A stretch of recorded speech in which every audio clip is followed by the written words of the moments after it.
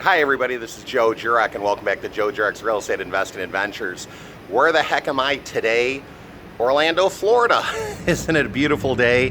Good day to jump into the pool. I just wanted to check in with everybody and see how you're doing. Maybe you're getting ready for the weekend, maybe you're getting ready for the 4th of July holiday, maybe you're out there hitting it hard today trying to make your real estate investing happen. But here's the thing I want to tell you.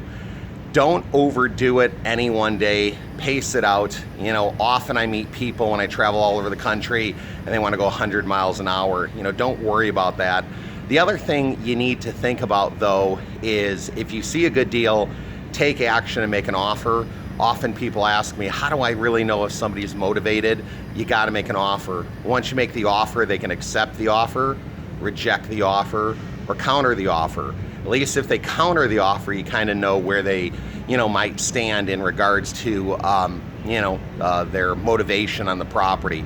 So get out there, make it happen, make your dreams a reality. Take care, believe and achieve. Bye-bye.